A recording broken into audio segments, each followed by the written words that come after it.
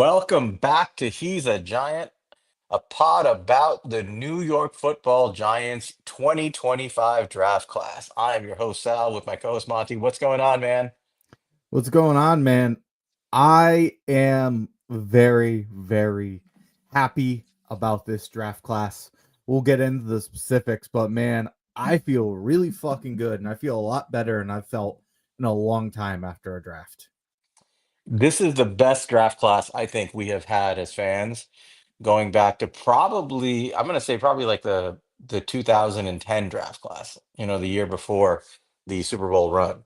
This was something special. And I mean, I put out a tweet because I can't be held. You know how you say you cannot be held responsible or accountable for things you tweet on game day? Yeah. I cannot be held responsible for the things I tweet on draft day. But I kind of meant what I put out there when I said give Joe Shane an extension right now because Joe Shane killed this thing. He Killed killed. this thing.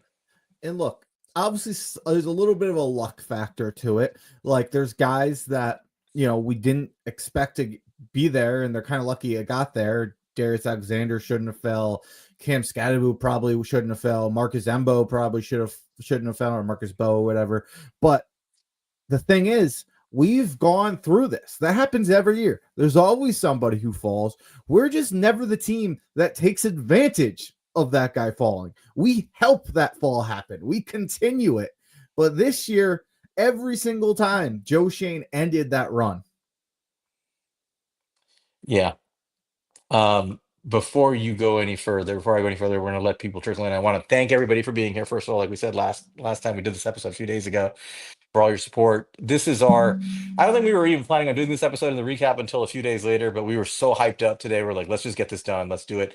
So thank you guys for being here. I want to special thanks and shout out to KSI who did the big board with us, and he's in here.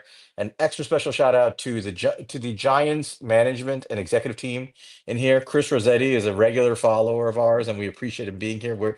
We have no doubt, Chris, that you watching our pod has helped you influence Joe Shane to be a better GM. And thank you, John Mara, for being here. President and owner and primary owner of the New York Football Giants for being here. John, thank you for doing the right thing and bringing back Joe Shane and Brian Table.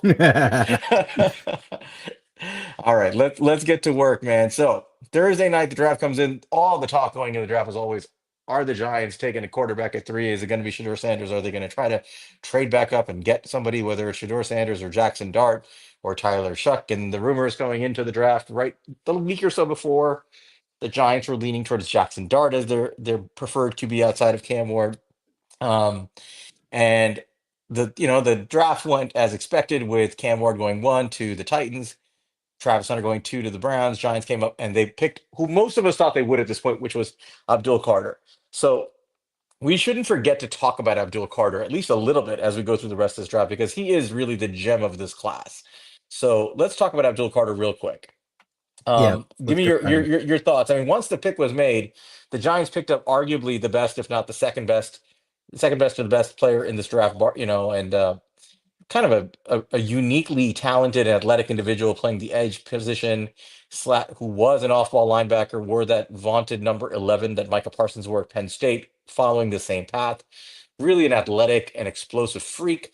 His first year as edge this year for Penn State, and we both were, I think, measured in our praise of him. He was our edge Mhm. one, definitely our edge one, but um, we also talked about how he's winning on just pure athletic ability and speed and burst and bend, and that as a first year edge, he didn't quite show us yet that he has developed a pass rush repertoire that you expect from top 5 picks, and we expect him to develop those things. But even without those things, let's talk about the special player that Abdul Carter is. So I'll let you take that one. Yeah, I mean, it's funny because it almost becomes hard to scout Abdul Carter because he is so athletic and he is so bendy. It just felt like offensive linemen couldn't touch him at times. There was times where when he won, they wouldn't even land a hand on him. He was so quick and he had such good bend, and he used the ghost move very well. Um, that's the thing about him. Yeah, obviously first year edge. There's a lot that shows up. There's some things where he's not the most polished edge rusher in the world. And I don't expect him to come into the NFL, where there's guys that are a lot better and a lot more athletic and dominate the league year one. But the thing is, there is a lot of meat on the bone for Abdul Carter. This guy had some elite numbers this year. I mean, 22.6 pass rush win rate, and he had 12 sacks this year. And that was, as a first year edge rusher. This is a guy who, to me, I don't necessarily know what his impact will be to winning year one. How big of an upgrade is he over Kayvon Thibodeau? I don't know if he is at all year one, and what type of impact is he going to have just in general as a player? Those are questions, but I truly think the upside of this guy, a guy who has the first step he has, a guy that has the bend he has, the guy that was as productive as he was his first year, and a guy who has the versatility he has, you're looking at somebody who could truly be like a defensive player of the year upside, and like a very realistic upside for him. And if he hits that, you're suddenly looking at two players on your defensive line who have that upside, plus a Brian Burns, who is like a Pro Bowl level player, plus another player we're going to talk about later who we added to this defensive line, plus Kayvon Thibodeau. We'll see how much longer he is for this team. It's really, really exciting. Well, what are your thoughts, Sal? Yeah, I mean, there's no way you can't be excited. Forget about the process, the whole debate about who to take. Forget that for a second. It's insane that to even think you could not be excited about having Abdul Carter on your team. And it's that simple. He's a special player, a special talent. Guys like him do not come around all the time. I did make the argument that guys like him as edge rushers often do come around of that quality. So we talked about, and a good group like the Will Andersons of the world, those kinds of guys. They come around, they do tend to go in the top 10 or so of the draft class, and we've had that debate about where he would go. But in terms of versatility, there's not a lot of guys who have that skill set. And to me, the value of an Abdul Carter is being creative and progressive as a defensive coordinator. Use him as a weapon that he is around the defense. If you pigeonhole him to just edge rusher, I feel like at least year one, you're not going to get all that you can out of him. The Cowboys, remember, drafted Micah Parsons as an off-ball linebacker, knowing fully well that he was going to be an edge if he didn't miss that final season at Penn State, and they knew what he could do potentially, but you hadn't seen it much, right? You were planning on just starting him out at off-ball linebacker and seeing. And they tried him in his rookie year and realized that he was probably better as an edge than he was as an off-ball linebacker, and they used him like a weapon. And that's what we got. And I think Abdul Carter parallels that pretty nicely, except he had the benefit of that 1 year in college where he got to play true edge, where Micah Parsons had to forego it for COVID. Um, I think as long as Shane Bowen uses this guy as a weapon and lines him up, which we'll get to in the draft, around the other pieces, the chessboard had to be filled, in my opinion. That was my concern with taking Abdul Carter, was that you're not maximizing what you get unless you fill up the proper pieces on the chessboard first. Um, and they weren't filled yet, but they did get filled. And now you can see Shane Bowen having the ability, if he chooses to move this guy around and be a terror on defenses. In the division specifically, we have two quarterbacks in the division who are a threat with their legs: Jalen Hurts and obviously Jaden Daniels. Micah Parsons, excuse me, Micah Parsons. Get ahead of Abdul, yourself. yeah, Abdul Carter, at bare minimum, can be deployed as a quarterback spy year one against Jaden Daniels and Jalen Hurts. And I think that having a neutralizer, an equalizer like him against that kind of athletic quarterback is essential to limiting the way those teams can hurt you on offense. Remember last year when we were talking about Cooper DeJean?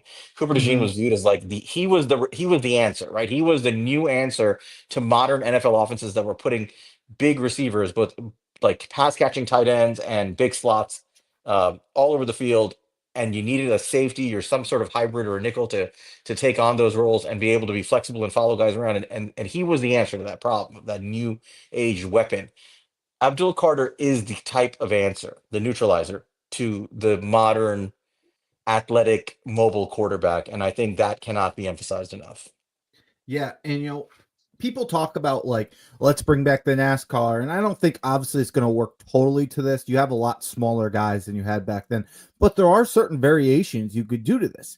I would love to see us use Abdul Carter like he was used at Penn State, stand him up and stick him in the fucking A gap as a stand up linebacker and just use his athleticism. He doesn't have to be, a hand in the dirt down lineman to bring him inside and cause havoc. So there's a lot we could do with this. I also thought you brought up a good point, Sal, with like the fact that there's not a lot of these linebacker edge like top guys. And it's funny because when they do show up, they get a lot of love. You look at Jalen Walker, you look at Campbell, you look at Nolan Smith, you look at Zaven Collins, Son Reddick. They've popped up over time, but the difference here is this is a guy who has shown he can be a high end player at both. A lot of those times it's like, yeah, we see him do it a little bit, but he's really more just like an off ball linebacker. But we've seen in flashes, can he do it full time? We'll see. We've seen him do it full time, and we've seen him do linebacker full time, and he was elite at both. So, that's what makes him a little bit different, and which makes him so special is the versatility there. Right. I agree. And I think now the onus is going to be on Shane Bowen, and we'll get to how he can deploy him when we get through the rest of the draft. But bottom line is the Giants got a top tier player, and they added to that defense. They also announced that they were going to pick up Kayvon Thibodeau's fifth-year option, and then Joe Shane came out and said Kayvon's not going anywhere, even though there were rumors that the Giants were actively shopping Kayvon as a piece to try to get back up in the first round. But later on, when that didn't happen, Joe Shane did come out and said Kayvon's not going anywhere. So I'm going to take him at his word and say Kayvon's not going anywhere. So we can expect a room with Brian Burns, Kayvon Thibodeau, and Abdul Carter, along with Bobby Okereke and Micah McFadden. And obviously we'll go to the defensive line after that, but pretty solid stuff. The draft went on, and the big intrigue going into the night was, all right, the Giants don't take Shedeur Sanders at 3. One, where does Shedeur Sanders land? Which is a whole story unto itself. That's a whole other thing. Right. I will say 2 words about just a couple of minutes about that. Now, we both liked him. We both would have been happy to take him at 3 because we like the player and we think it's worth taking quarterback swings on guys you like. I think what we couldn't have known, nobody knew this in detail, I suppose, and at least people like us didn't know, was what goes on behind closed doors in these meetings and the pre-draft process stuff. And it sure sounds like he did not do himself any favors, and his team didn't do him any favors in their evaluation of the pre-draft process. It rubbed a lot of teams, including the Giants, perhaps the wrong way. And the kid fell way down to the 5th round and got taken eventually by the Browns, who had already drafted Dylan Gabriel. I wish him well. I like the kid. I think he's a talented kid. I think he has a chance to still be a very good quarterback in the NFL. That part of this has not changed for me. But what I heard this weekend about what was done, where supposedly he was unprepared for the whiteboard work, that he was unprepared for the installs that he was supposed to know when he came in to meet Brian Dable, and that he didn't respond well to criticism of him not being prepared. It gave me bad flashbacks of, draft day and hearing about Bo Callahan, and shit like that. And I just, it made me not feel great about it. And I thought to myself, as much as I pounded the table that we should consider this kid at 3, and I still like the kid, if I were the GM and the head coach in that situation, I probably would also take him off my board. Yeah. And that's just kind of where I am with it. No, and I think that's fair. And like obviously there was, smoke out there about all this, but sometimes it's really hard to decipher because you get a lot of anonymous scouts and GMs saying a lot of bullshit every year that is completely false and like irrelevant and never accounts to anything. But sometimes it is legitimate. And there was clearly some smoke here, and where smoke there ended up being fire here. Well, and I will say this, like,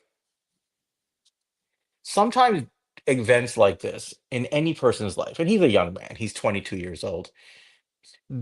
When you're young and you're an adult, you're responsible for your actions. But when you're young, you have a tendency to make stupid mistakes. And sometimes the worst days of your life you can look back and they can be the best days of your life. Because there's 2 ways to handle a situation like this. He just got knocked down to the canvas for the first time in his life, truly knocked down to the canvas. You can sit there and pout and blame others and make excuses for yourself and not learn the right lessons from it. That doesn't help you. Or you can look yourself in the mirror, accept what went wrong that was under your own control, and you can look yourself in the eye and say never again. That's never happening to me again. And you can emerge from that a much stronger person and a much better professional in whatever it is you do. Many of us, I'm sure, have been through these kinds of life experiences where you got knocked down at an early stage in your life. We're all human. I know I had my I remember my one moment very well when I was about 20. How old was I? 2001. I was like 23, around the Mhm. same age. I remember the moment that I had my big like shocker in my life, and I used that as something to catapult me in my career the rest of the way. I think everybody goes through that, and for him, I hope that's what he does. Beyond that, he's not a giant. So I wish him well. I think he's gonna have a great career ahead of him. I still believe in that, but he has to do what I'm saying. He has to accept what happened here and make himself better. Yep, I had the same moment in my life, and it is something that you learn from being a stupid kid, and taking it and growing up, and using it as fuel.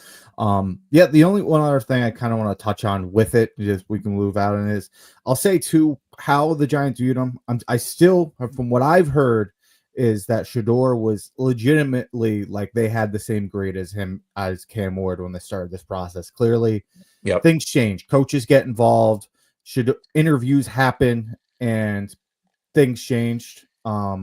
And it clearly did for more than just the Giants. I don't know how high other teams had him. Maybe he started way lower in other teams, but I know for a fact for the Giants, he really, really fell throughout the process. Yeah. And I think a lot of outdated information was out there for Giants reporters.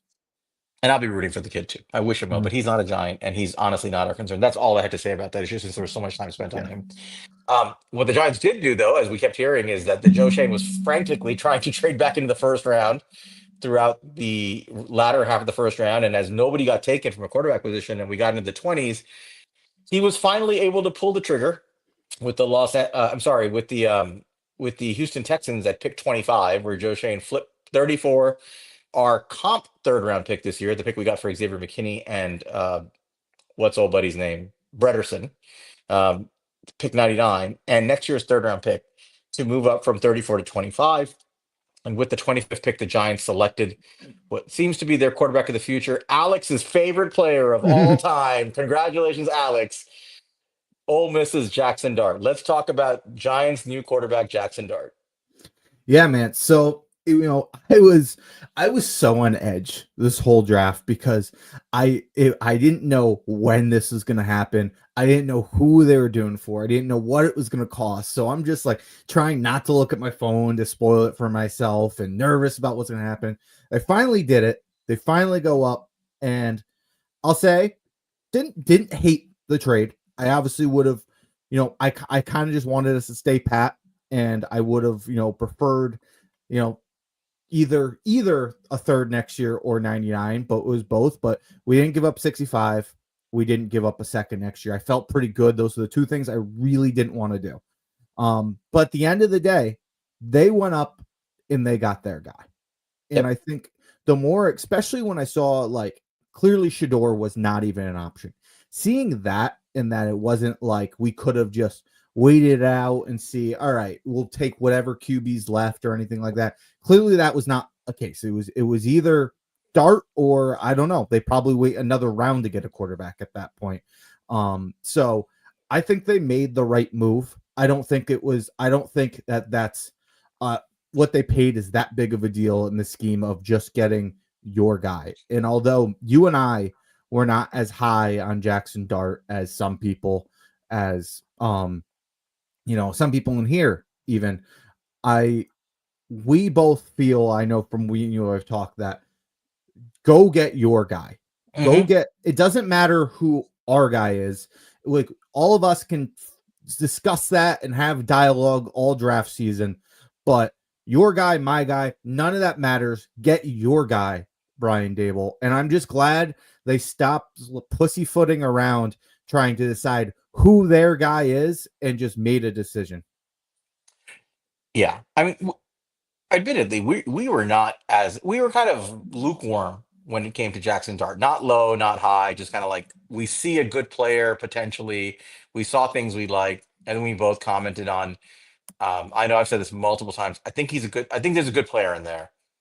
I didn't see that good player the way I would have liked to at Ole Miss, and I feel like a lot of that had to do with more than anything, it had to do with the Lane Kiffin system, in which inflates your stats and production, Mhm. but doesn't necessarily develop you and doesn't showcase some of the skills that would translate to the NFL, I'd say, because the Lane Kiffin offense is one that doesn't typically translate, certainly not used often. Um, and we had issues with that. Like his deep ball accuracy was sometimes not the best, and so the footwork issues are definitely things. He has a happy feet issue. A lot of his stuff came from play action, which again, I think that's potentially translatable if you design the offense right, but it was not as appealing when he wasn't in play action. How much of that is scheme? How much of that is him? I don't know. Some of that is definitely coaching and footwork, and he's going to need to work on it.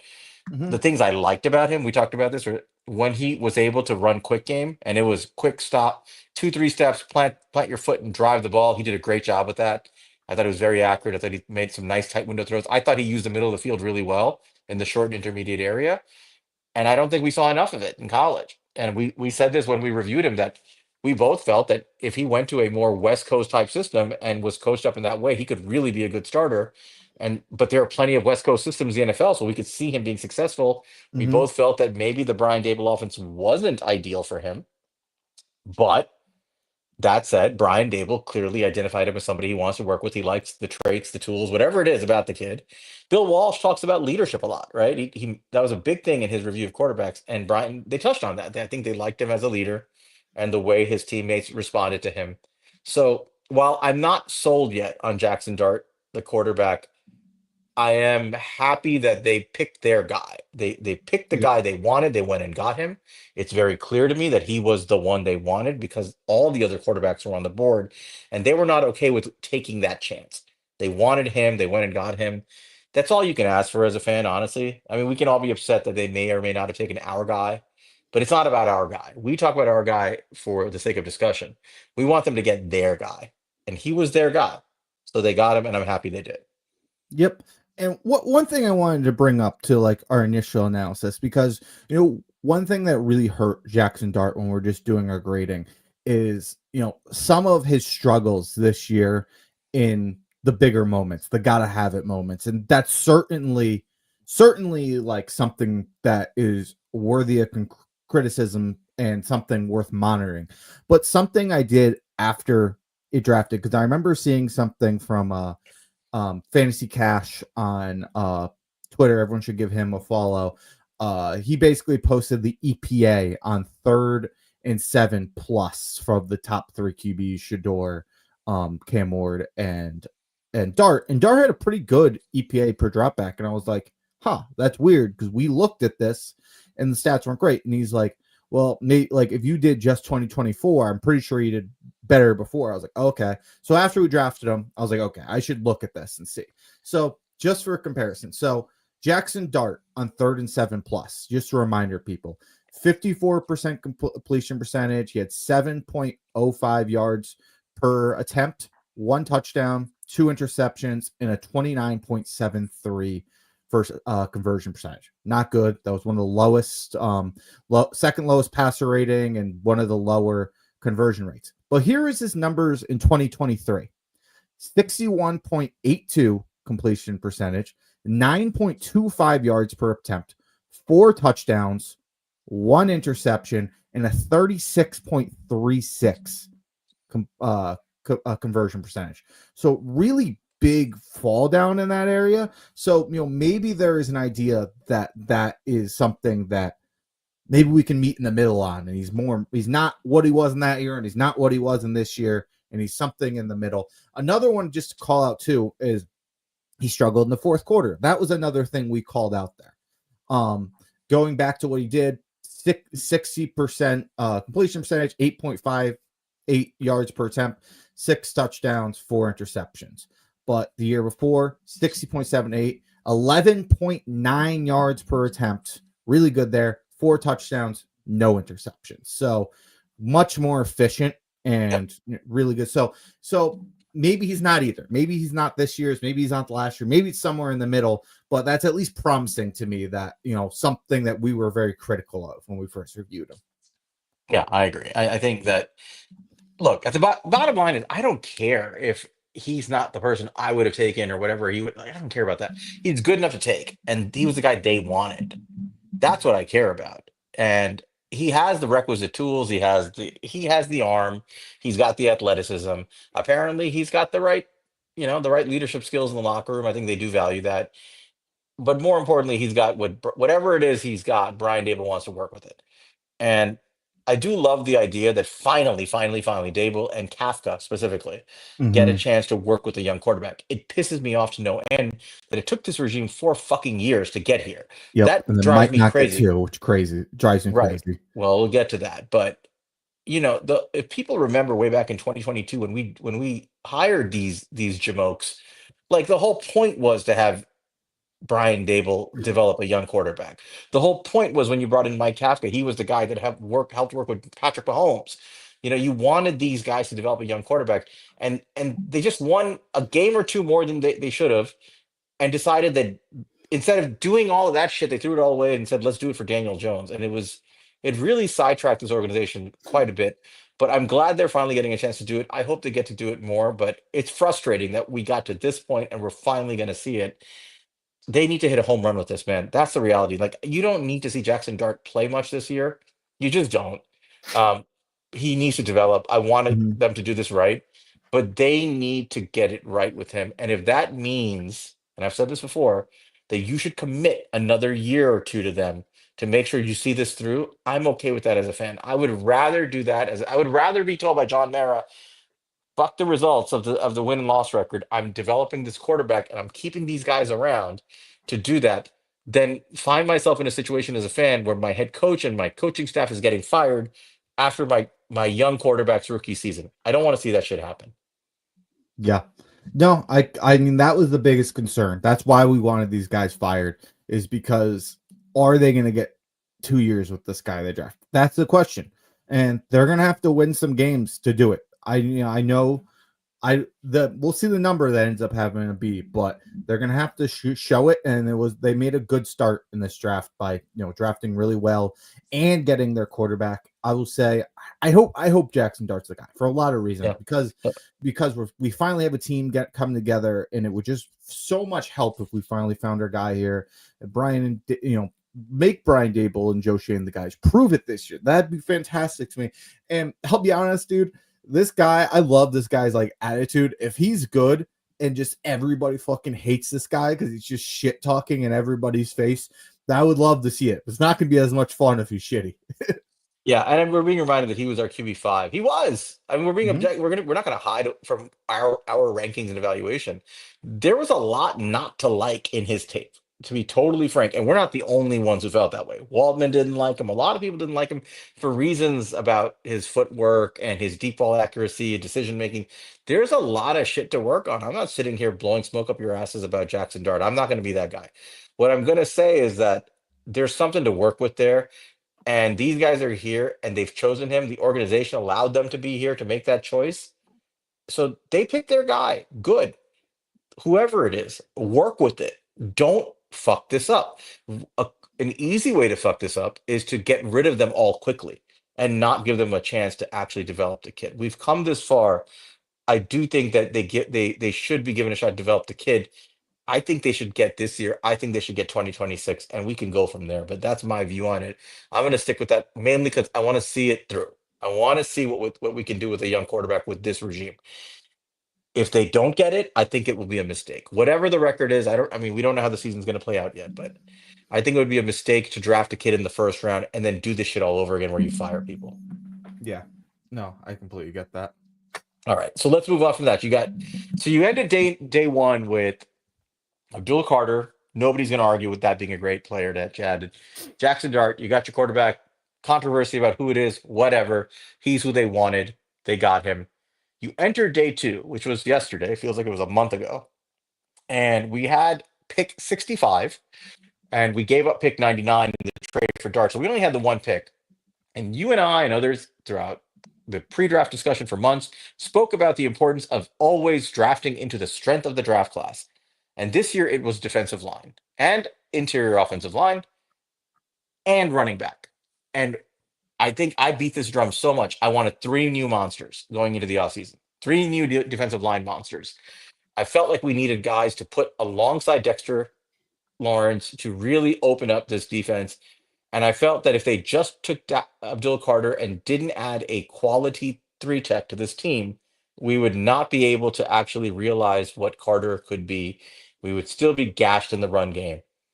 And I was sitting there, I don't know what you were doing, man. When we gave up pick 34, obviously in the pick swap, for the next 40 picks, I was sitting there crossing my fingers, praying one of the guys I wanted on the D line would be there. And it didn't And the look like it guy, was gonna be. right? I mean, Tyleek Williams came out in the first round. Harmon was gone. Nolan was gone. They're all in the first round. Um, and we were getting closer to, the beginning of the third round, and one guy just somehow kept surviving, and it was the guy that we both loved, Darius Insane. Alexander. And we were sitting there praying, please get to 65, please get to 65. Alexander got to 65, right? Alfred freaking Collins went in the 40s. Yeah, I know, I agree. Like that was a guy we all liked. But Darius Alexander was a guy I would have taken ahead of Alfred Collins. And Way ahead. I couldn't believe he got to 65. I think he got there because he's an older prospect and played at Hmm. Toledo. But when we got there, I had this nagging feeling like Joe Shane never takes the guy we want here. Like we get there, we get excited, and then he takes some other fucker. It's like When everybody I else saw passed on him. Why wouldn't we? when I saw them call the name Darius Alexander, I lost it. I was out of my mind happy when they pulled the card. So tell me what you were doing. Bro, I had my buddy over. I jumped up and I started screaming and jumping around. My dog started freaking out. Like, dude, I couldn't believe it. I was right there with you. I was watching D lineman after D lineman after D lineman go. And then when it got there, I still was not confident we would take it. I'm like, dude, Darius Alexander should have gone forever ago. There's something wrong here, and we're going to pass on him because there's a reason he's falling. He's got to be like what's going on? We're not going to take him. And we took him. Dude, I was having flashbacks to 2020 to the 2024 draft where we wanted D-line, and dude, everybody we liked just got reached on and reached on and reached on, and it was happening all over again. Everybody was reaching on interior defensive line, and the only guy who came through was Darius Alexander. Like, we had Darius Alexander as our defensive tackle 4. We had Mason Graham, we had Nolan, we had Harmon, and then we had Alexander. Yep. He was the 10th interior defensive tackle taken.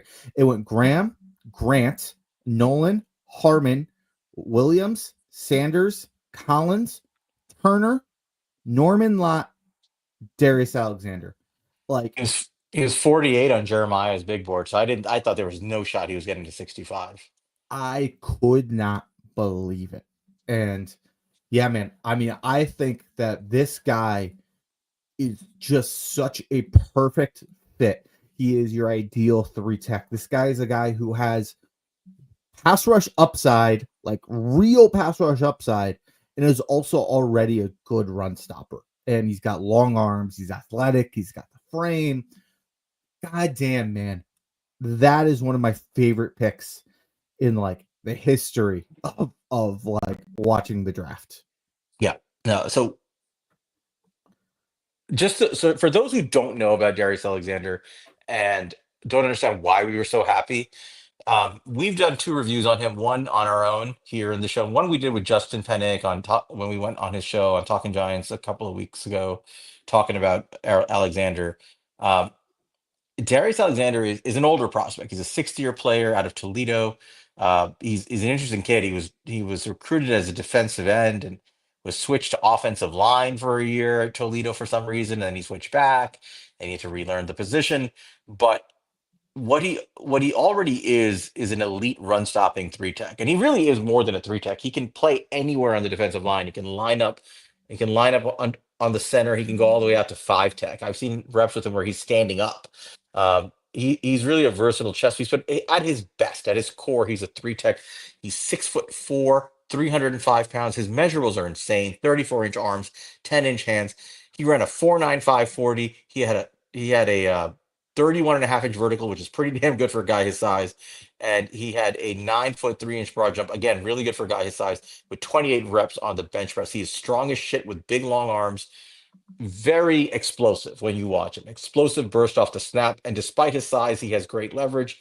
He wins right now by bull rushing, but absolutely devours and swallows the ball carrier in the run game. But you see the athletic upside where you can work with this guy, Absolutely. with a guy like Andre Patterson. This is the guy I've been waiting for now 4 seasons for Andre Patterson to get to work with him with his length and his his wingspan and his hand size and his raw power to develop into what I think could become a deadly pass rusher in addition to a great run stopper, and a guy who's not going to be able to be double teamed. He's going to line up next to Dexter Lawrence. We talked about this 1,000 times. You put a monster next to Dexter Lawrence, and the team on the other side has no chance. They cannot not double team Dexter Lawrence. They have to put this guy one on one with somebody, and it's going to be really hard to block this guy one on one. I think he's going to be a menace in the run game, and I think with time, we're talking about a guy who could have an impact like Leonard Williams, and he was comped to Leonard Williams by a few people. So Yeah, I know Burglar did. Burglar did. I mean, this was my, really, it was one of my favorite picks. It's probably my favorite pick of the draft, but I loved it. I also loved it because of the way it completes the defense, Hmm. right? I think this is the key. We signed the kid Colston from the Cowboys, who's a defensive end slash edge slash defensive lineman, very versatile player who plays with his hand in the dirt, can line up as a five or three tech. Um, Really good run stopper and has some juice as a pass rusher too. I know Cowboy fans were really pissed off to lose him. I love that signing. Yeah. Um, you have Dexter Lawrence, who's the best in the game in the interior, who's a menace and always requires a double or triple team. And now you have this guy as three tech. Just those three on your front seven are impossible. That is hell for an offensive line to deal with. And in addition to that, you've got Brian Burns on one side, Kayvon Thibodeau on the other, and Abdul Carter somewhere lining up in the A gap, lining up on the out in a wide nine. You cannot block all these guys. It's impossible. This is now a defensive mismatch every single week, and it frees up Abdul Carter to be what he's supposed to be, which is a defensive weapon. Yeah. I have a take for you. I feel like you might agree with me, but let's see. I think year one, Darius Alexander will have a bigger impact on winning than Abdul Carter will, given where our team was before.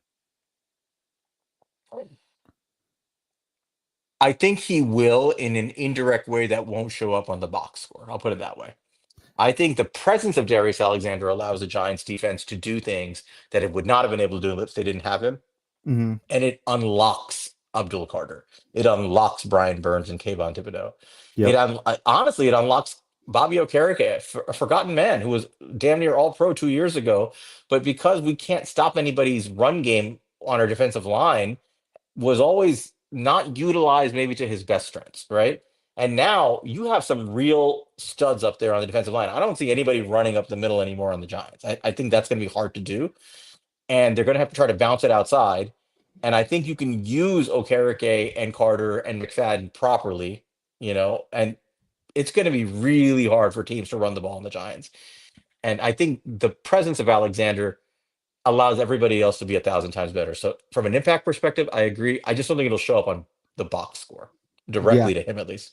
I just think in the way that what our defensive their second defensive tackle to Dexter Lawrence, the difference between the stats that Darius Alexander was going to put up to what they probably would have put up is going to be significant compared to Kayvon to Abdul Carter.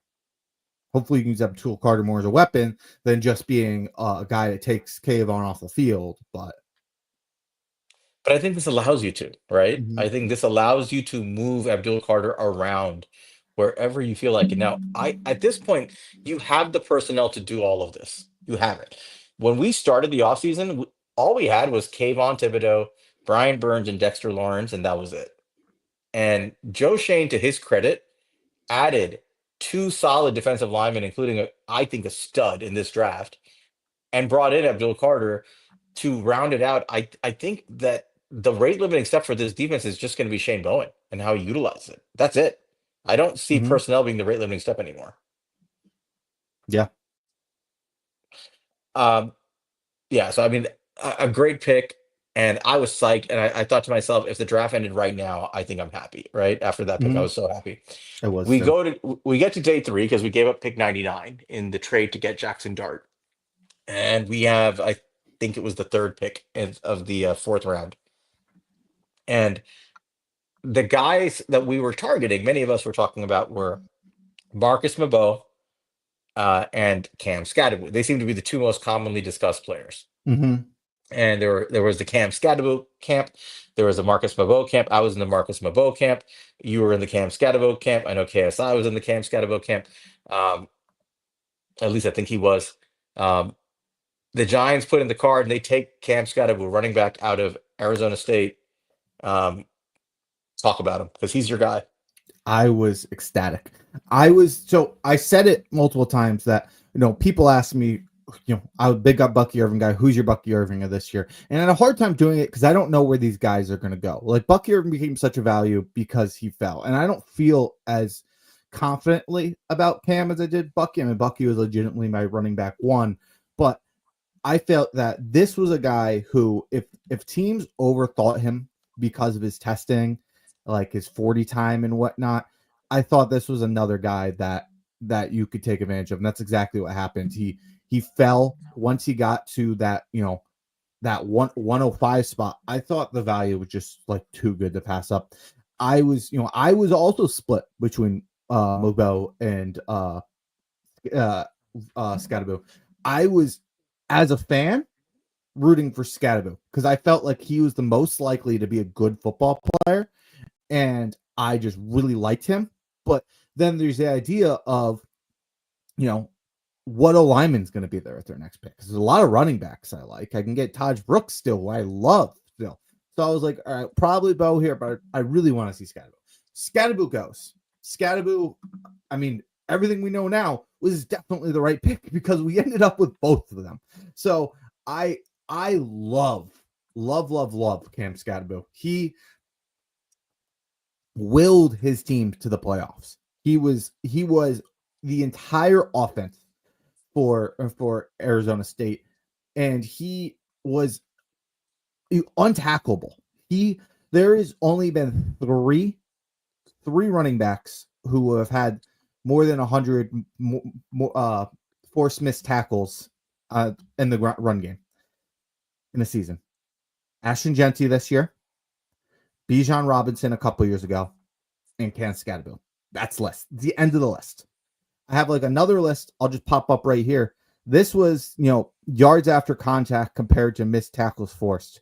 And you can see Ashton Jeanty broke this chart. There's nobody with Ashton Jeanty. He put up his historic season with her. There's nobody even close to what Ashton Jeanty did. But if you shrink that chart down and look at where it normally is, Cam Scatabo is sitting top right of that chart right there with Brayshaw Tutton with the second most missed tackles per carry. So, I mean, this guy is a really impressive player. I think his athleticism concerns are way overblown. I think 40 time is like so much doesn't matter for the running back position. You see so many 4.5, 4.6 running backs succeed in this league. I think it's the most overrated drill for a running back. And he is such a talented wide receiver too. This is a guy who truly got like lined up outside as an outside wide receiver for Arizona State and did things for him. I think that this is a guy who complements Tyrone Tracy perfectly. We got that power back in here, and he just continues to give you another receiving weapon. I am thrilled with this pick. Yeah, I think you're more pumped up than I am, but he's just fun. He's a fun player, and he is an impact player. I would agree with you. Um, so here's the good. In addition to everything you said, I mean, I think fans are going to love him because of the way he runs. I mean, he likes to run between the tackles. He doesn't shy away from contact. He acts like he's a bulldozer out there, and he's able to take on contact and run through people to keep gaining yards, and he never stops moving his legs. His legs don't stop till he's face flat on the ground. Like otherwise, they're churning constantly. He's got a ridiculously high motor. I think fans will always love a guy like that because he's going to knock some people over. You're going to see him run through people, and the stadium's going to go wild. The data loves Cam Skattebo. 94.6 rushing grade, 87.3 in zone, 93.2 in gap. They have this elusive rating scale on PFF, which is 140.3. So this is like elite level. But this is the most important number. 4.09 yards after contact. That's very high. That's among the best in the class. Um, 1,202 yards after contact. That's third most in the class. That's a lot. Okay. Hmm. 103 missed tackles forced, second best in the class. 1.95 yards per route run as a receiver, seventh best in the class. 21 breakaway carries of 15 plus yards. That's tied for 15th. He only had two drops as a receiver. The data loves this guy for yards after contact and for missed tackles forced. Those are probably two of the most important data points for running backs to predict success in the NFL. He's got them in his favor. And I think his running style supports that data. But he's a guy that doesn't go down with first contact, keeps going. He's a good receiver. Here's the negative. He is an adventure in pass protection. And this is what scares me about Cam Skattebo. If you guys have watched him try to pass protect, and Waldman talked about this when we discussed it with him, he tries to pass protect the way he tries to run the football, which is he runs forward, drops his head, loses angles, and will try to knock people over with his helmet first. One, that's stupid. You're going to get yourself hurt doing that. Two, it's ineffective because he puts his head down. He doesn't see where he's going, and that can fly in college to some degree. But in the NFL, blitzing linebackers are just going to run around you, or they're going to knock you to the ground, and you're not going to be able to protect your quarterback. He's got to work on that. It's not like you can't fix it, but he's got to work on it because if he cannot pass protect well, as good as he is, it's going to limit the number of reps he gets on the field. That's a reality. In the NFL, if you cannot be a reliable pass protecting running back, coaches will just take you off the field, especially if they have other viable alternatives. So to get the best out of Cam Skattebo, I implore him from now until camp to sit down with his O-line coach and do nothing but work on pass protection drills. That is the biggest weakness in his game. If he can get that down, I love him. But that is a fair criticism of the guy. Hmm. Yeah, I agree with you. But I mean, yeah, but what you mentioned about his mentality, just a guy that wants to mess you up. I mean, that's a mentality we've seen with basically every pick the Giants have had, and it's going to be Yep. with the next guy we talk about too. So that's one thing I love is, everybody's been talking about this was an identity draft, and we are creating an identity for this team, and I love that. Yep. Um, so Scatterbo's fun. And I think if you can get the password down, we're talking about a beast and a perfect compliment to Tyrone Tracy. So you are pumped. A lot of us are pumped. I mean, I have my concerns just about the pass, but I'm a stickler for that stuff. But at the end of the day, you got a kid who wants to fuck people up as your running back. You got a defensive tackle who wants to fuck people up as your three tech next to Dexter Lawrence, and you got Abdul Carter, who is kind of a raging psychopath. If you really, I mean, Yeah. the dude asked Lawrence Taylor for 56. Let's talk about that for a second. Who the fuck does shit like this? He is insane. Right? I should have put my 56 on too. The dude asked for 56. You have to be out of your fucking mind to even think about that. And he was dead serious. And Taylor told him to fuck off, but it said, "Good for you for asking." But I'm thinking to myself, yeah, I want my edge rusher to be this level of clinically insane. Bro, I need that. the goon levels are off the chart with this draft class. They are. This is a like it looks like our buddy Big Blue Goonie like drafted it off his goon list. This was the goon draft. We had a goon rating on our score. We should have just gone by that, and we would have Yeah, known who we're drafting because dude. these are all a bunch of fucking goons. Like we probably gave Dart a bad goon grade because he was crying and JoJo just laughed. But Yeah, I he's can't do that. No, he's got a lot of goon in him too. yeah. Well, he's got some Mormon juice. He's This kid got is not your average Mormon. Like, Yeah, he's as Gruden called him, he's like evil Knievel. yeah. He just goes out there and will just lower his shoulder into every single hit. He just get up and talk shit in your face. I saw some Twitter video of his ex-girlfriend crying about how he cheated on her, and my level of respect for him went up like 10 degrees. I'm like, okay, all right, you're a dick. You can be a quarterback. All right. All right. So first four picks in, we're happy, right? We're good. We're like, wish we had our O lineman, but we're pretty good. Next pick is 154. We have two in the seventh round. And at this point, I was on the space with our friends earlier, and we're just sitting there counting the picks. We had not what was it, 89 picks between our picks, We had and we're Seattle's sitting there. pick. Right, and we didn't take Embo, and I'm like, there's no way he's lasting there. So I'm looking at other offensive linemen and trench guys we can get. There were a lot of guys I was looking at that we could maybe turn to. Um, and then we get closer and closer and closer. And just like with Alexander, I'm like, they're not taking Embo. He's not going. 154 comes up, and he's on the board. And again, I'm thinking to myself, I can't believe this. The guy we all want is on the board. It can't happen again, right? Like Joe Shane's not going to do this again, where he's going to take exactly who we want.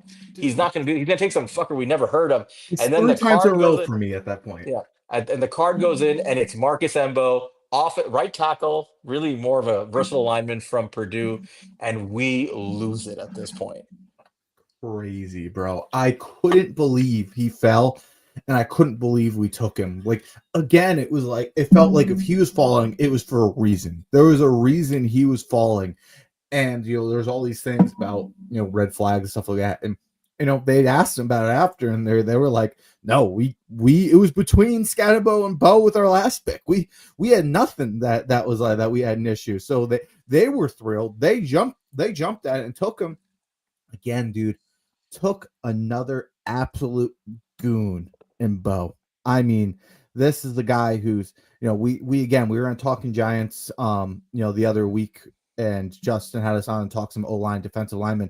We talked about 2 guys we drafted. We talked about Darius Alexander, and we talked about Marcus Mbow. He definitely has some strength concerns and anchor and whatnot. He's talked about how that's something he wants to improve. But man, this guy, despite that, he has like that search and destroy type mentality on the field. I love to see, because my offensive line coach in high school was a dirty motherfucker, and he taught us the same thing where on those screens you let them go by you and you take your fist and you take it right to the back of them and knock them on their face. You see him do that shit all the I love time. that shit. I sent you guys that clip on. I'm looking at it right now. April 14th at 8:25 p.m. I sent you the clip of that rep, and then I saw it circulating on the timeline today. I know you tagged me on it. I'm like, yeah, I knew people would find that clip because it's such a goon ass move. But let's talk about Embo. Embo is essentially a career right tackle at Purdue. He missed some time in 2023 with an injury, came back and was great this year. He had a lower leg injury, but he was fine this year. And what stands out when you watch him, I mean, let's talk about his size first. I mean, he's a tall guy, but he's not overly big for offensive tackles. In fact, they view him as largely kind of an undersized offensive tackle around the league. And the concern was, is he going to have to move? Are you moving him to guard? Is that where he belongs? I think that's probably the case. He's about 6'5", 300 pounds, so he's a little undersized there. For a tackle, and he looks a lot leaner than 300, to be honest. When you watch him on tape, he looks like he's playing at like 295. I mean, he could be playing at 300, but he's a very lean, muscular guy. What stands out when you watch him are his movement skills. This is one of the best athletes you'll see play offensive line. His feet are so light and so quick on every snap. He's always getting to the landmark before the edge rushers or anybody who's twisting and stunting. He diagnoses those really quickly and he cuts them off. He uses angles well. He is pretty strong. Like, he's got good strength and he's got good hand usage. He's very balanced. What stands out is his movement, though, like his ability to Mhm. athletically pull or get to the second level, get to landmarks before defenders do sometimes, and he has to wait for them to get there so he can knock them down. He's an asset in the run game in that way, and he's a really good pass protector because of his movement skills and ability to mirror. If there's a knock on him, it's his size and his girth, body type, which he can be a little bit susceptible to power edges just bull rushing him, and that's a bit of an issue. I think he has the leverage to hold up, but it is an issue, and that's why people project him going more to guard. I told you this in our episode with before Justin. I said it in that episode. Guys can go back and listen to the April 14th Talking Giants episode. I said I think this guy's going to be a center in the NFL. I can see a center. He gets drafted by the Giants, and then did you see the report that he's Yep. he's open to working anywhere on the O line, and he started taking snaps at center, which had me extra psyched. Yeah, man. I mean, he is the basketball background shows up for this guy. He has feet like a basketball player, and he Yeah, I think he is a guy who can be complete versatile across the offensive line. I'm excited to see where he is. He probably isn't a tackle in the NFL. I don't think, not with 32-inch arms, but maybe he could go out there in a pinch. But I think this was a really good grab for interior offensive line. We can finally, we draft a guy like this. We don't need to force him out there. Give him a year in an NFL strength program. Give him a year of coaching underneath Carmen Bracillo and get this guy to be ready as a starter in 2026. That's my goal for him. Yeah, exactly. And he's the guy that you don't rush at all. You let him sit back. We have all our starters. We even have a lot of our depth guys. They're not great, but they're there. And I think you let him just develop. I think with his body frame, when you guys who have those of you who have not seen him, you'll see what I mean. He has the frame to put on weight. Like I don't think this is a guy who's like doomed to be an undersized player. I think he needs a year of professional weight training in the NFL, and he's going to get that with some of the best trainers he can find. I think this is a guy that can easily put on 10 to 15 pounds of muscle over the next year or so to allow him to transition smoothly to the interior and not have a problem. I Yeah. don't think it's going to cost him his foot speed because his it's just for people who weight train and who do fitness stuff, they know like certain body types, if they add on too much mass, it's going to affect their flexibility and their foot speed. I don't see that being a problem with the way he's so well proportionally distributed. He's going to put on that mass. It's gonna be muscle. It's going to be similar to how Jared Verse, we talk about how he put on all that muscle mass when he took a year off during COVID and Mm-hmm. built a home gym. I can see Embo doing the same thing where he puts on a decent amount of muscle mass this year. I wouldn't be surprised if he comes into camp in 2026 at around 320 pounds, 325, something like that, and is able to play a little bit bigger. So I would be on the lookout for that. But I think he at baseline, he's a really good mover and just a real weapon in zone, especially outside zone blocking. I was scared to death the 49ers are going to take him. My buddy Yeah, he's Adams in terrific. here, who's a Niners fan, and I was scared to death that Kyle was going to take him. I'm like, this guy's perfect for either Kyle Shanahan or for Sean McVay. And I was like, there's no way they're letting him slide. He slid, he got to us. I love it. Yeah, and to be honest, for right now, as long as Dable's here, we're not like a heavy zone team anyway. So if he needs to add a little bit of size, and he does lose a little bit of speed, like he's plenty good of an athlete, especially within our scheme. That's not going to kill him. No, it won't kill him at all. Um, Um, at what this what point, we're hitting home runs. Huh? I'm sorry, go ahead. Yeah, I was gonna say, we'll talk about the seventh round here in a second. Assuming this won't go super long, we'll probably have less to say. I'm just gonna, we said we'll bring people up. I'm gonna drop the link in the chat, and that way people can start getting in here if they want to talk, and we can bring them up after we finish talking seventh round. Yeah, let drop the link. So yeah, so we're gonna go through the last couple of players. Then you guys, whoever wants to come in, join the link, and we'll bring you up. Um, Next pick. So the Giants have to wait to the seventh round now because uh, we gave up our sixth round pick. In I think it was it a pick swap? I forgot. I think we gave that in a pick swap for someone, and I can't remember who. I think it was. And this might have been the what's his face? Oh, what was his name? Was Basham maybe?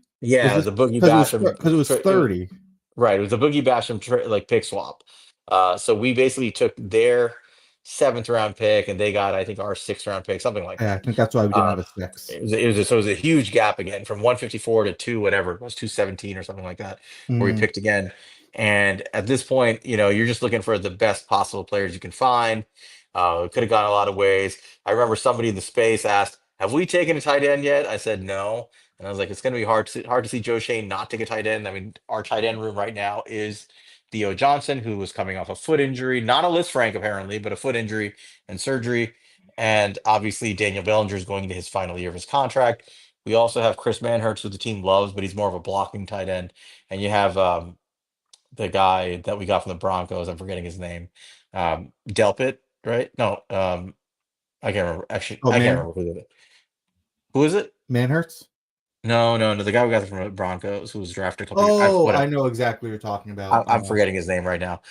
Either way, um, you know, tight end is one of the issues, and I remember as soon as people were talking about it, I said, "Well, there's a guy out in Nebraska that Matt Waldman told us we should look at late in the draft. We were looking at. And I was like, I wonder if we should consider him here."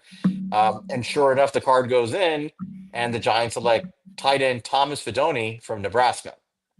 And this was probably my favorite pick of the whole draft because of how fun it became when we found out who this guy is. So Thomas Fidone, the football player, was a four-star recruit when he came out. He came out and he was actually the top tight end recruit in the country, I believe, when he came out, ahead of Brock Bowers, if you can believe that. Ton of injuries. He's been at Nebraska the whole time. Two ACL injuries have held him back. Definitely affected some of his foot speed. He was a good receiver when he came out. He's still a good receiver, but I think it affected his explosiveness. Came back, had a solid, not great year. But what Matt talked about, Matt Waldman, when we had our episode with him recently, was that watch him, and he said, I think this kid is a lot like Pat Fryermuth. He's like, I think he's a really good blocker who has nimble feet, is a has a huge catch radius, knows how to use it, presents a big target for your quarterback, and has very reliable hands. And he plucks the ball out of the air, running pretty crisp routes.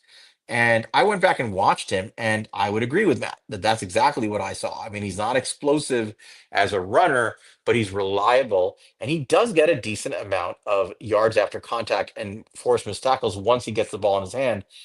So I liked him a lot. He also comped him to on the higher end, maybe like a Zach Ertz, if he can get more speed going. But Hmm. but a good football player for 200 and whatever where you draft him. This is a guy who I think can actually make the football team and be a rotational tight end that can be a good target for our quarterback. Yeah. So, I could go ahead and give my thoughts, but I really didn't watch too much of it. So let me just go ahead and play what Matt said because I have the clip here. So let's hear it. But if I'm going late to get some guys that I would take chances on, I would say Thomas Fidone of Nebraska.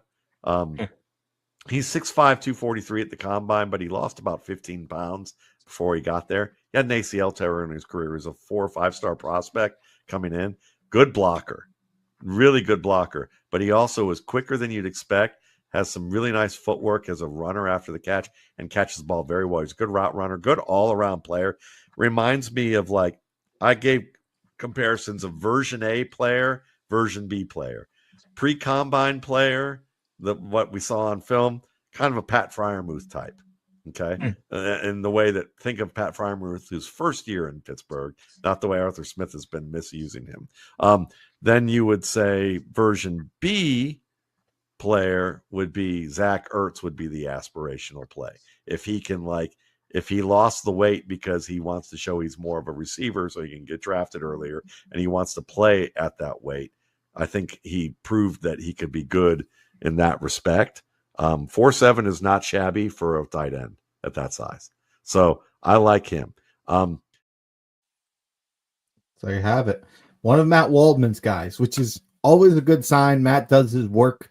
So if he says he's a good sleeper in this draft and is comping him to Pat Fryermuth and Zach Ertz, that's a good sign that we got a good pick. And another, from what I can see, another total psychopath who tattoos himself. Let's talk about that. So, football player, I'm excited. While we're in the space, our friend Jabri, who, by the way, despite an amazing draft and his joy, spent hours after the draft crashing out because we didn't sign Willie Lampkin, who, anyway, who, by the way, signed with the Rams and is going to Yeah, get Munchak's gonna make him great. Munchak. So he's gonna end up being Jabri's right. He's going to end up being Jason Kelsey, but that's another story. Jabri says this guy's a tattoo artist, and I was like, he's a what? And he puts he sends in one of the chats a picture from his Instagram page. He is a tattoo artist, and he has a picture of a tattoo um, that he made for somebody who apparently requested it, and it's a picture of a. Can you share it? Actually, We might get flagged if we share it. I mean, we don't really care about that, right? I can see if I pull it up. I just Try don't to like find the it. videotape it now. Please do, because he draws a tattoo of a dinosaur in dick form, and he's, and he calls it Dino Dong, and he has a RAR written right next to it on the dude's leg. So this tattoo artist has a tattoo called Dino Dong. That's our new tight end. It's absurd. if Monty, if you're not able to load it, I know I put it on my page because Jabri I'm was like, getting "I'm it. not posting." He's like, "I'm not posting shit." I was like, "I'll post it," and I did post it, and it's amazing. Dino Dong. That's our new tight end. If you have a team that has a tight end and that tight end doesn't know how to tattoo Dino Dong, then you're a lesser team than ours. That's a fact. We don't have that problem. All right, it's uploading. Yeah. There you go. Dino Dong. Rawr.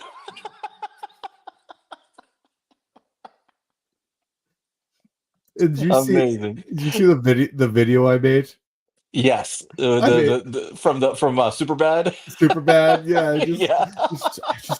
just keep drawing dicks. I can't stop drawing dicks. Big dicks, big veiny dicks.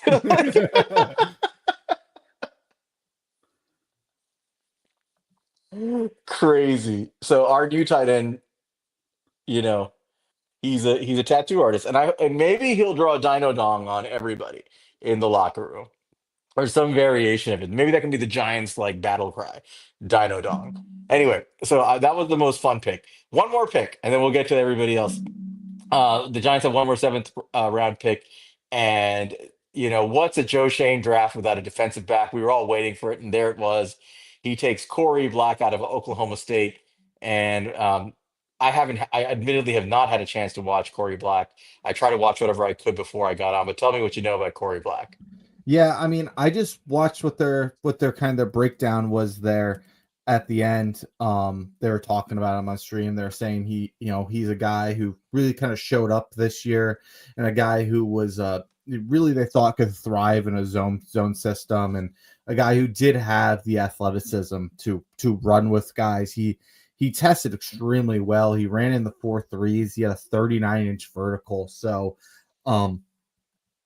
he has 32-inch arms. I remember that too. So really, really long player. I think he's 6 foot. So He's 6 even 192. The combine measurement was 31 inch, but over the 30-inch threshold that you care about.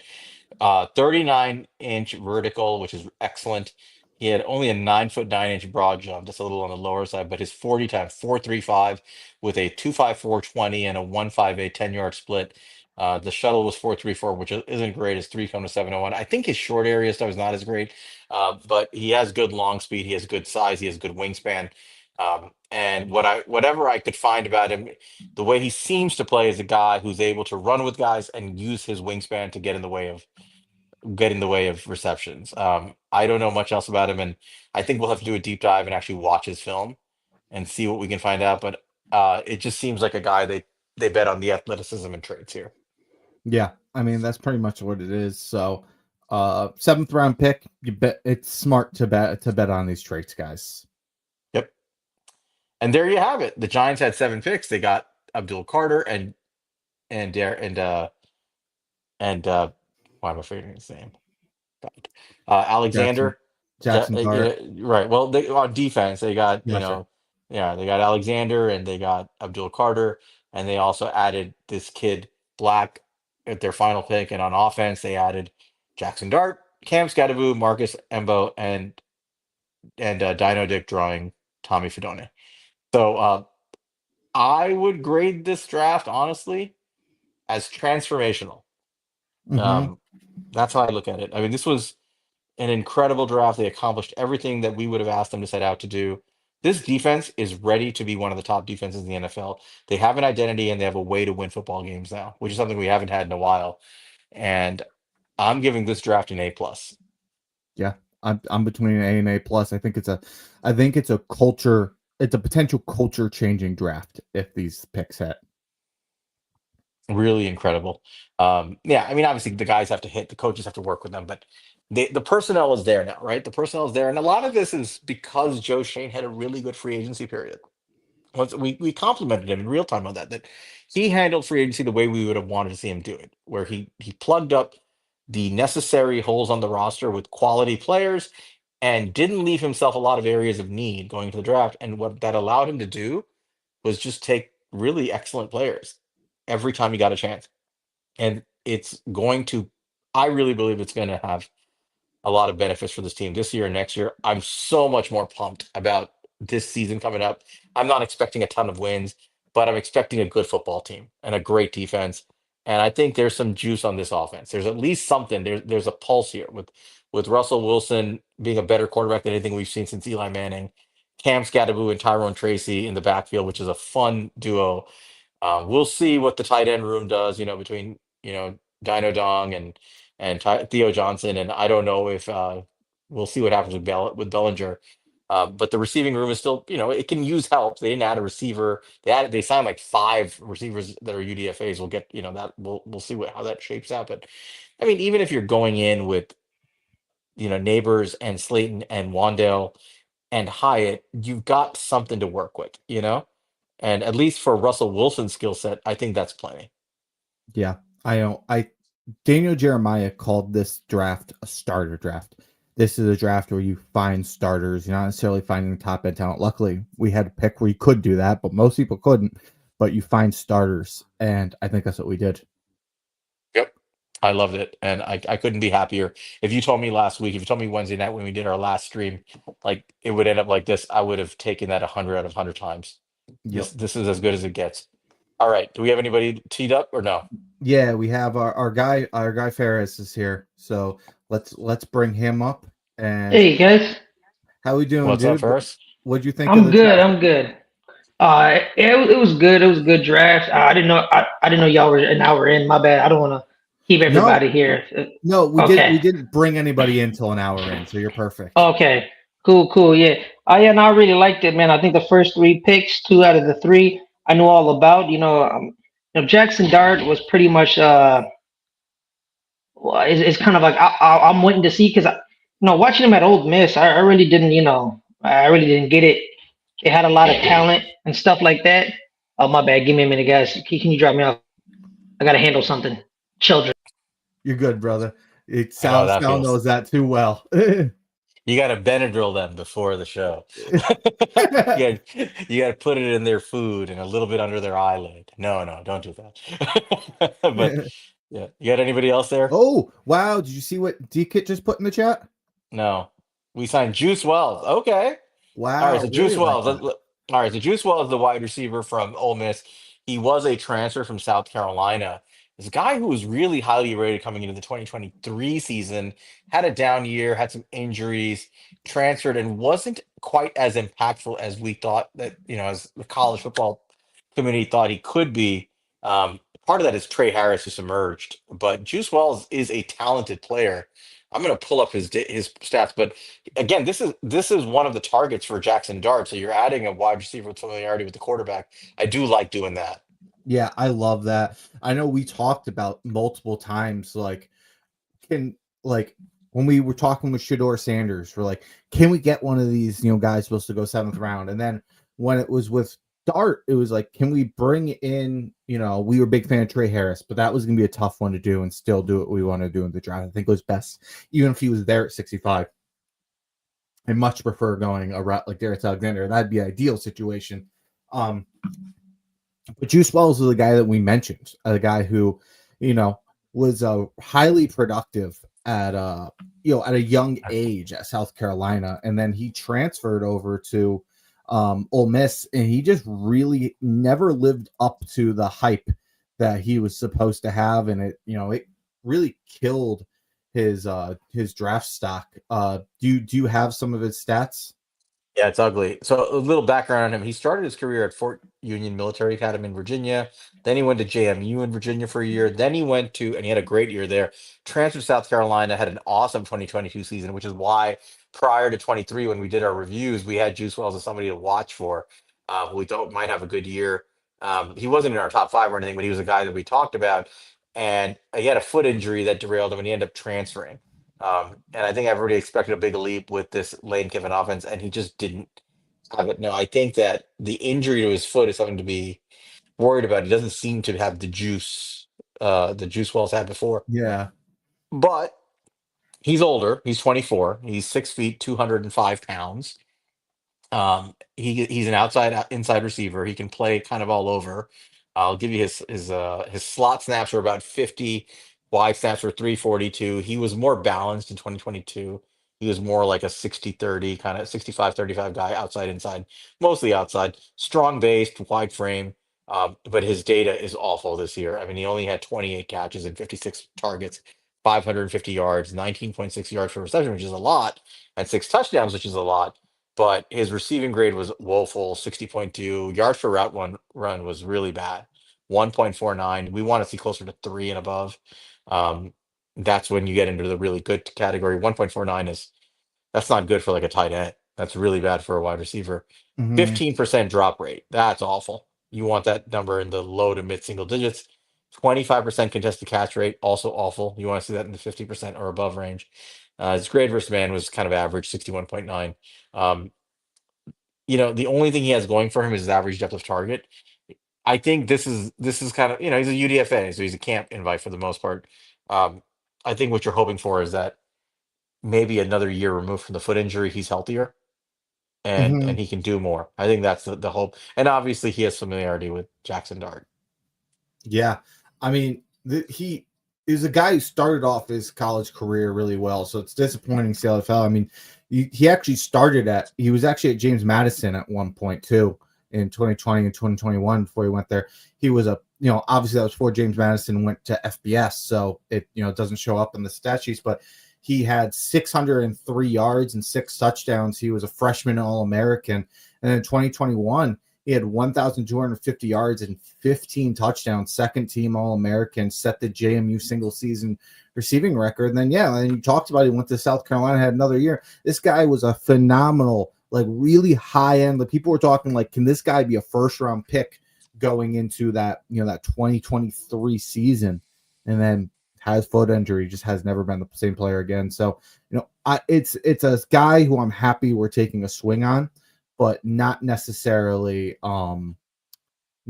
somebody I'm counting on either. But it's cool that we're bringing one of Dart's guys. That's cool too. Yeah, that's the good news there. Um, Look, it's UDFA period. You're not going to get perfect players. You're going to get imperfect players who either have injury issues or they were not productive. Whatever it was, it's hard to find really, really good players in the UDFA period. Sometimes you do, obviously. Giant fans remember Victor Cruz, but Mhm. nobody really knew how good Victor Cruz was until he actually started playing for the Giants, right? He was very Yeah. much under the radar from UMass. So you might find some diamonds in the rough here. You have to be open-minded. But I like the fact that they're getting a guy who, at minimum, you know, if he makes the squad, and at least in camp, he's a guy that Jaxson Dart has some familiarity with and can work with. But I have a hard time seeing the juice wells I saw this year making the team. But listen, if it's all because of injury to that foot that didn't heal and he gets better, this was a talented receiver back at South Carolina not that long ago. Okay. At the very least, maybe we can get him up in New York with Jaxson Dart, have him a guy to throw passes to all off season. Maybe at least we can get that. Yep. It looks like our guy Farrah's back, so let's bring him back up. I'm back, How's your guys. belly, dude? Yeah, I'm good. Children were put down. Ethnically, they're put to sleep. You know what I mean? So yeah. But yeah, man. Like I said, man, I was a big fan of our first four picks. I'm a big fan of the two of the last four because Abdul Carter is Abdul Carter. It is what it is. But the Marcus Mbow and Darius Alexander picks I really loved, mostly because I've been screaming for a partner for Dexter Lawrence for the past 3 years. Yep. I assumed we were going to get it last year because that defensive tackle class was pretty deep. I was literally screaming at the top of my lungs because I remember you guys brought up, I think was it Trevision Newton who ended up getting drafted by the Commanders out of Illinois last year. Yeah, Johnny Newton. Yeah, because I remember you guys highlighted him. I really want that guy to help Dexter because Sal, man, kept talking about how like we're lighting the ass on the front seven, man, and I see a lot of Giants fans talking about like NASCAR package. I'm like, you can't really run a NASCAR package when everybody's 250. Right. You know what I mean? You need You need the need the monsters big up boys. front. Yep. Exactly, because people forget the NASCAR package. The smallest guy was OCU Manura at 255, and you had Justin Tuck at 265, and Chris Canty at 300, and JPP at 270, and you're like, oh, these are big dudes. Like, yeah, exactly, man. We need those type of dudes. So we'll see if we were like a more slender NASCAR package with Abdul Carter and Burns and Kayvon, but Dexter and Darius, I'm really a big fan of, and the Marcus Mbow pick because I found him late in the process, and I found out about his versatility with the right tackle and guard. But then lately I've been hearing a lot he can play center, and no offense to John Michael, it's time to shit or get off the pot, my guy. Like, Yeah. you know what I mean? Like, either your job is gone or you improve. So I was kind of happy. The tight end pick, I don't understand. I don't understand what happened to Daniel Bellinger. I don't know what he did. He must have insulted somebody's mother in the organization, because the way they're treating that guy. Because I thought he was pretty good his rookie season. Because I remember when we were playing very good until he got poked in the eye in Jacksonville, because we ran the three tight end sets with Tanner Hudson, him, and Chris Myrick, and it kind of just fit. But I don't know what's going on with him. But yeah, man, I thought overall it was a good draft thing. I'll go A. It's predicated more on Jackson Dart, but that's Brian Daboll's job. He keeps talking about how oh yeah, man, y'all know Josh Allen? That's me. I did that. I was like, okay, you did that. Well, now you have someone similar. Raw talent. He can sling it. He has some mobility. I expect in 2 years he better be the starter, and we're better be in the playoffs. Mr. Guru. And if you can't do that, man, get out of here. They got 2 more years and they're out, unless something catastrophic happens this year and they completely derail his development. But I guarantee you, he gets 2 years, and if Dart ain't ready by that, it's over. It's over, man. Guru this, guru that. I don't care. Guru, get the hell out of here. You know what I mean? It doesn't really matter to me. So I'm just saying. Yeah, man. 100%. Yeah, I think at this point with the Brian Daboll and the quarterback stuff, like, look, we're going to give our opinions on these guys. We're going to tell you what we like, what we don't like. And we're going to tell you which guys we want and which one we don't want. But at the end of the day, if you pick somebody and you decide that's your guy, I can look at it and find the positives and be like, okay, like I could see this guy succeeding because this, and that. And I can get excited behind it and see, let's see what you got. Let's see if you can why you like this guy so much.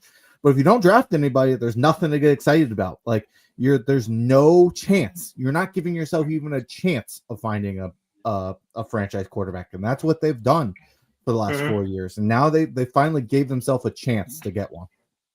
They must have really loved Malik Neighbors last year, because you're not going to tell me that Jackson Dart is in the same stretch. Like, I'm not saying the same stretch, but like just is better than Michael Penix or JJ McCarthy or Bo Nix. Like, they must have really liked Malik Neighbors last year. They must have, like he said, he's better than everybody.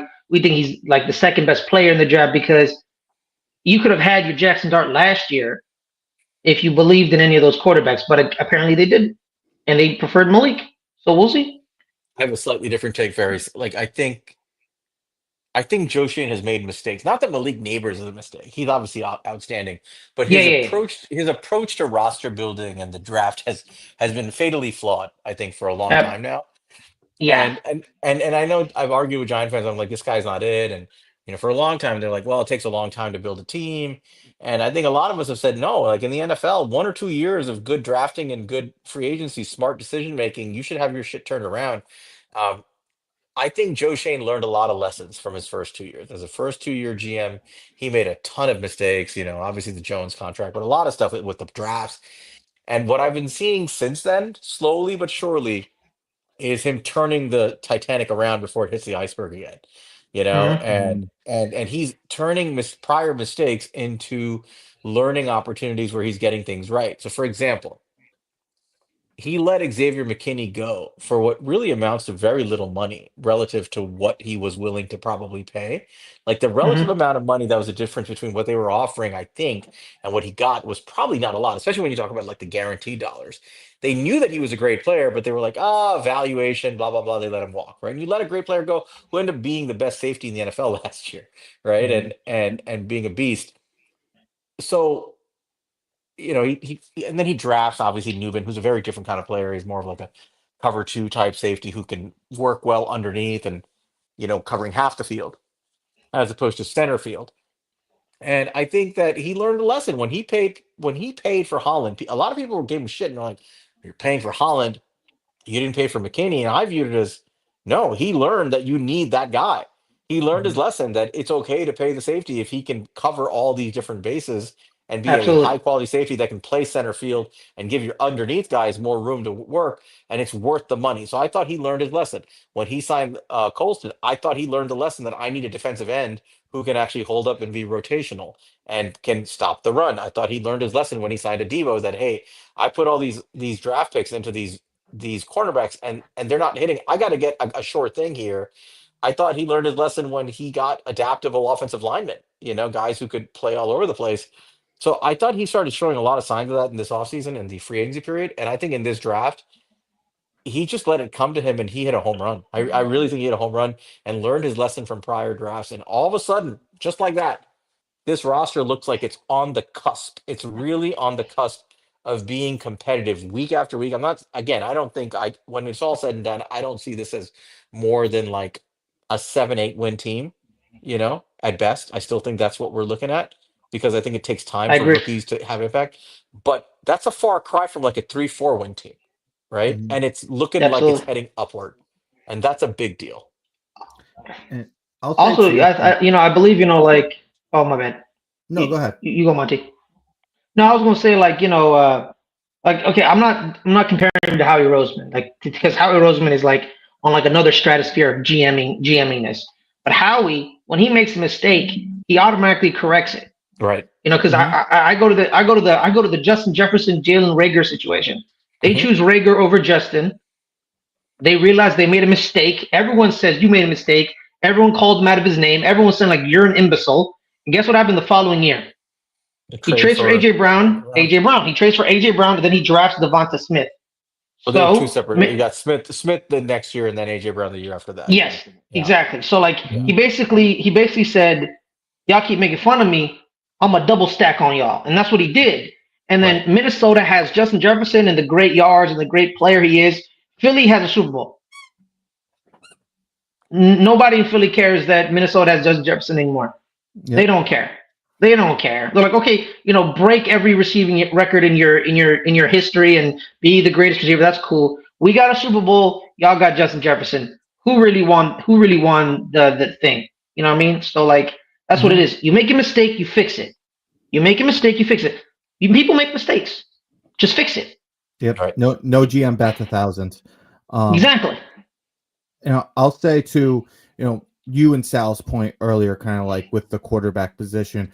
I hope that this maybe it just comes down to like what Sal talked about with them adjusting and learning. I do hope that whatever decision that led them to not take a quarterback last year and led them to take a quarterback this year came from their conviction in these guys and not trying to get some sort of deal. And the kind of what you were talking about with like liking Malik Neighbors more, because the way I look at it, a lot of people comp Jaxson Dart to JJ McCarthy. There's some stuff there, so it does confuse me a little bit. Like, you like this guy so much, why didn't you like the last guy? Maybe there's things to it. Maybe the personality or whatever.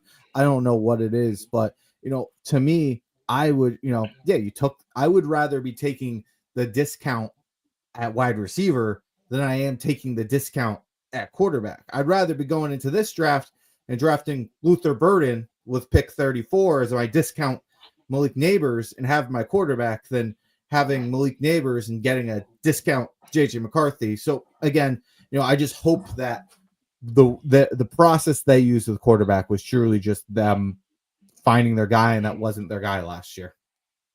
I don't understand why they drafted that tight end though. That tight end made no sense to me. Yeah, we talked about that. I mean, he's a guy that was once a top recruit in the country, ahead of Brock Bowers. The number Had one two tight end. right, and Yeah. had two ACLs and had injuries to slow him down. Again, I have to admittedly go back and watch more of his tape. I watched some of his tape since Matt talked about him to us a few weeks ago, and obviously this afternoon I watched whatever I could.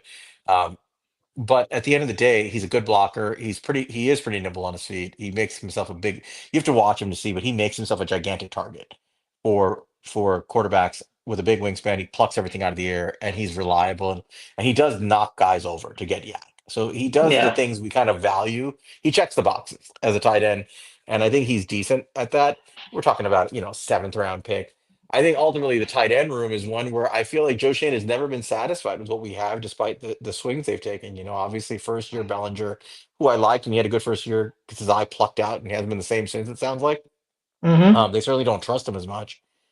Next year they trade pick 100 for for Waller, and he leaves after a year and retires. And then last year a similar pick is used on Johnson, who was a raw project and an athletic project, and he finally starts showing some signs of life, and he gets hurt, breaks his foot, and he has surgery. I just think they've been very unsettled at tight end. I think they're just swinging, and I'm Mhm. okay with that. I'm with you, man. I'm gonna be with you. The only reason I know the tight end is that I use Nebraska and NCAA 25, Mhm. and he was my favorite target. But outside of that, I'm pretty sure I can't plug that the game version into this team because the game version got me 1,500 yards. I'm pretty sure that guy doesn't exist in real life, but we'll see about No, that. What I mean, slinging it with Dylan Raiola, getting 5,000 yards, yeah. But but he's a we're good talking real life, blocker. So yeah. he's a good blocker, and I think Theo Johnson is a decent blocker too. He could be better, but I think he's a pretty decent blocker. And can't you, like, we haven't talked about details, but with Russell Wilson, and now you got Skattebo and Tracy in the backfield, you've got your O line beginning to take shape.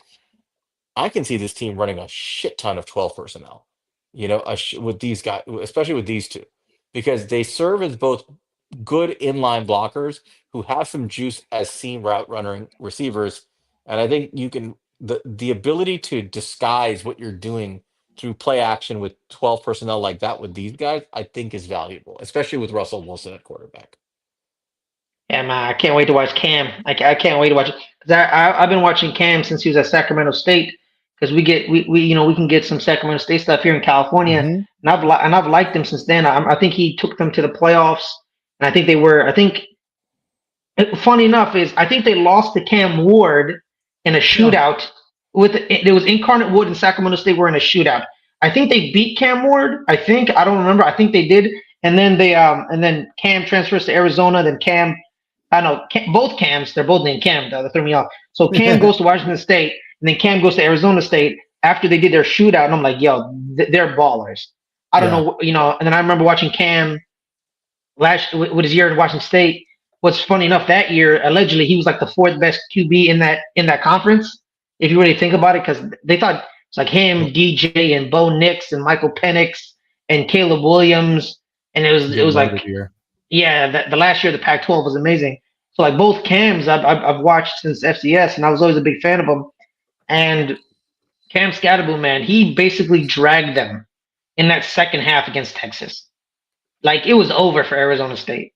Like it was over until he was like, "Watch me," and I was just like, "Yo, who is this dude? Like, who is this dude? This dude is crazy." And he said he's the best running back in the nation, and he meant that with his soul. And I like me a running back with a chip. You know what I Definitely. mean? Because they're gonna see someone, they're like, you know what? I don't care. I'm gonna run through their face. Because I remember watching growing up, one of my favorite Giants was Brandon Jacobs, and I remember him killing. I mean, like he killed, and I want to see Cam truck a linebacker and just stand over them. So I'm happy with that pick as well. Shout out to Cam. For sure. It looks like you were breaking up a little bit, but we got mostly what we were saying. But Ferris, do you want Yeah, my bad. Yeah, someone called no, me. you're good. Sorry about that. Do you have anything that you want to plug? Yeah, I also do I also do a podcast as well. I think everyone does a podcast nowadays. We usually air Fridays at 3 o'clock Pacific. We actually do Cowboys Giants because my co-host is a Cowboys fan.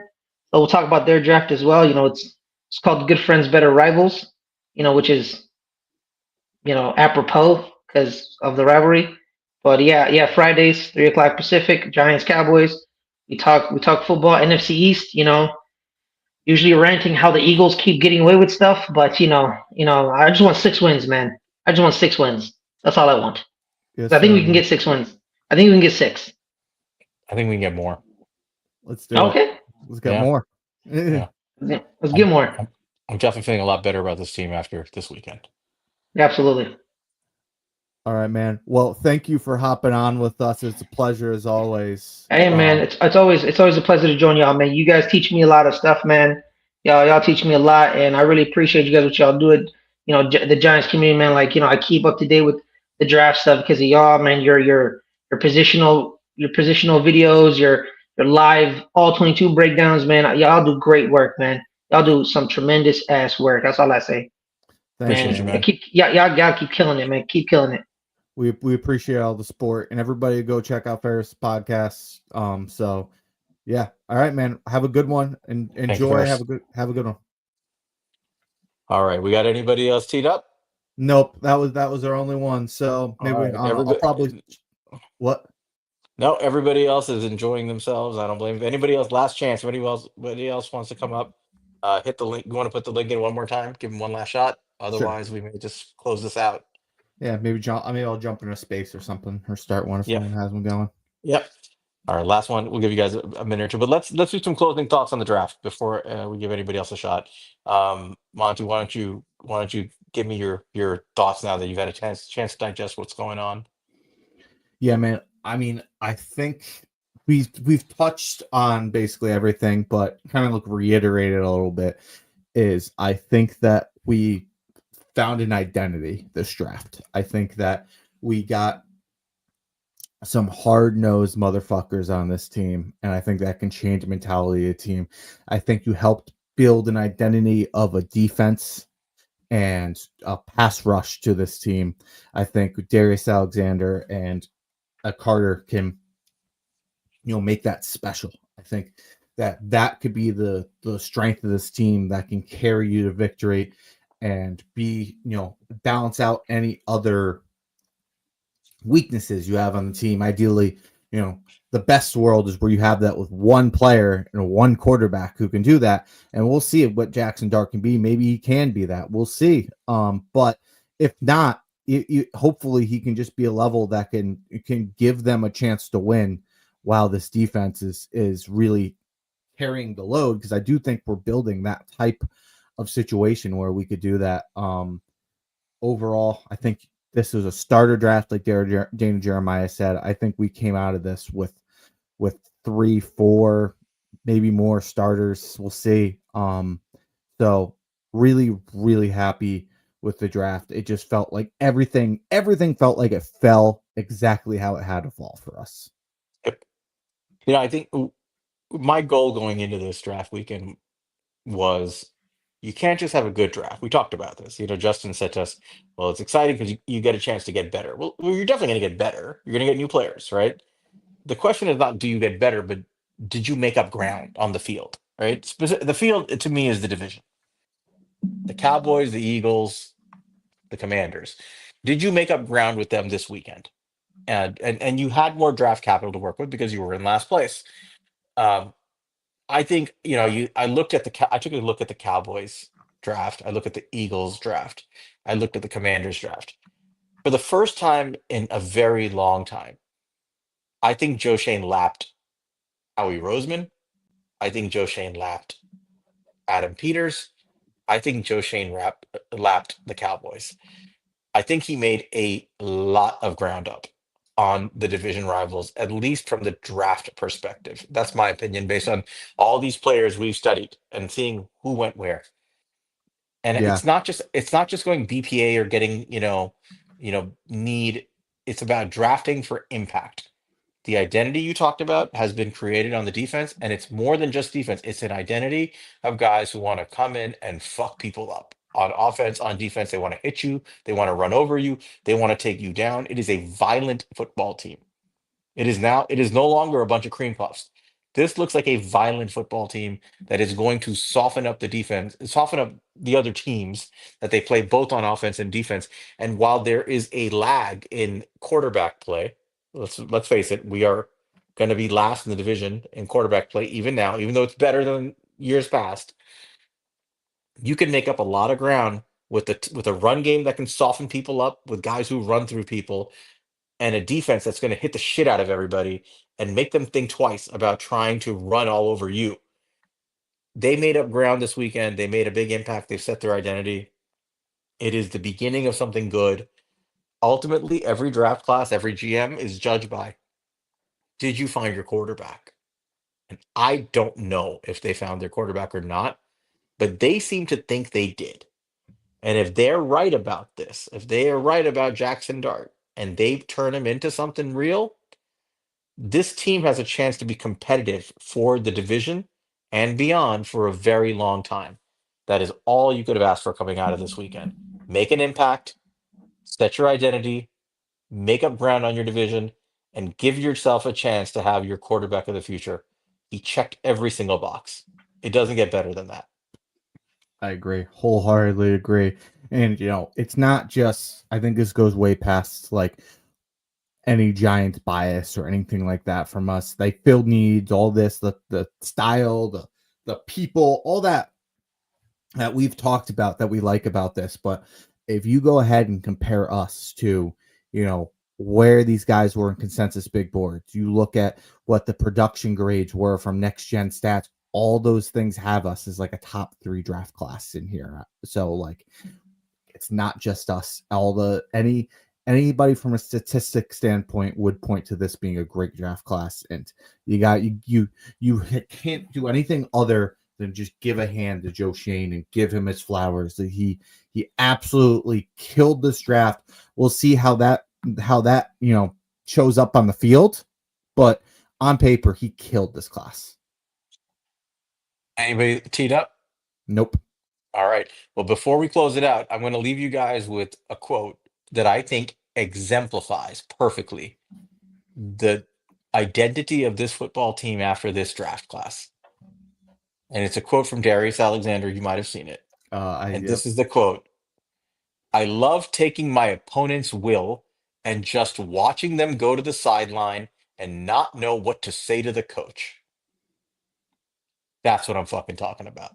Fuck yeah, dude. That's what we need. We need these type of people on the team, and we fucking got them. Let's go. With that, we will close it out. And I have no idea when we're going to do another episode. I'm sure we'll do something next week. But we're gonna digest this, see how things shake out, and Monty and I have to start getting to work on the 2026 class pretty soon. And we're gonna start compiling our lists and try to get ready for summer scouting, which is around the corner. Until we see you guys next time, please like the YouTube video, subscribe if you haven't subscribed already. That helps us get our ratings up and get more viewership, and we would appreciate that. You can find us at He's a Giant Pod on Twitter. Find me at Queens_guy. Find Monty at MONTECRI5TO. And until we see you guys next time, go fucking Giants. Go Giants, baby.